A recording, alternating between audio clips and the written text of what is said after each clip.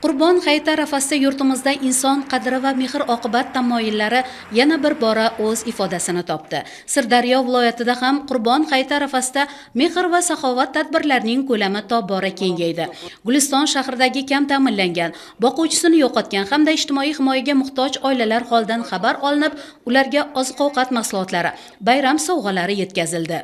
Prezidentimizning qarorlariga asosan 835 ta davlat ta'minotida turgan oilalarga oziq-ovqat mahsulotlari mahalliy tiligi tomonidan, imom xatiblar tomonidan oziq-ovqatlar yetkazilib, oilalardan xabar oldi. Xonadonlarga tashrif davomida Nuroniy otaxon va onaxonlar, yolg'iz keksalar hamda ehtiyojmand oilalar bilan samimiy suhbatlar qilinib, ularning turmush sharoiti va muammolariga alohida e'tibor qaratildi.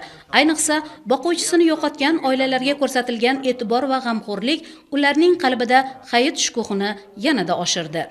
Prezidentimizning qarori bilan bizga o'xshagan nogironligi bor, ehtiyojmand oilalarni nazardan chetda qoldirmay, sovg'a salomlar bilan mahallamiz yettiligiga kelishib, bizni bugungi mana shunday Qurbon hayiti bilan tabriklab ketishdi.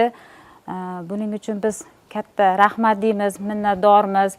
E'tibordan chetda qolmaganligimiz uchun prezidentimizlarga rahmat deymiz. Qurbon hayiti barcha vatandoshlarimizga muborak bo'lsin. Ezgu va savobli tadbir davomida inson qadri uchun degan ezgu tamoyil amalda namoyon bo'ldi. Ko'rsatilgan e'tibor va g'amxo'rlikdan zamondoshlarimizning qalbi quvonchga to'ldi.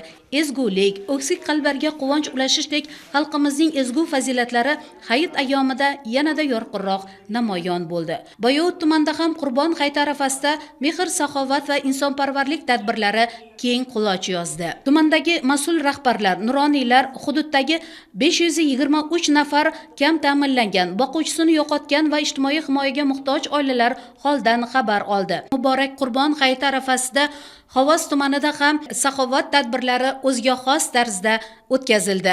Xayrli tadbirlar prezidentimizning qaroriga asosan maqsadli jamg'armalar mablag'lari hisobidan vaqf jamoat fondi orqali tumandagi 578 ta xonadon egalariga oziq-ovqat mahsulotlari yetkazib berildi.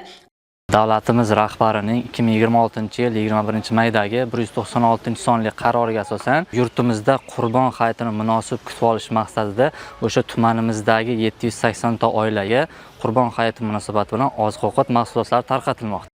E'tibor inson qalbini tog'dek yuksaltiradi. Shundanmi Sirdaryodagi yurtdoshlarimizning ko'zlarida quvonch, tillarida mamnunlik hissi aks etib turdi. Shu kuni har bir xonadonga yorug'lik, o'zgacha hayot zavqi kirib bordi desak, mubolag'a qilmagan bo'lamiz. Sirdaryo viloyatida Qurbon hayiti bayrami arafasida shu kabi savobli ishlar xalqimizga xos bag'rikenglik va saxovat an'analarining yorqin ifodasi sifatida namoyon bo'ldi.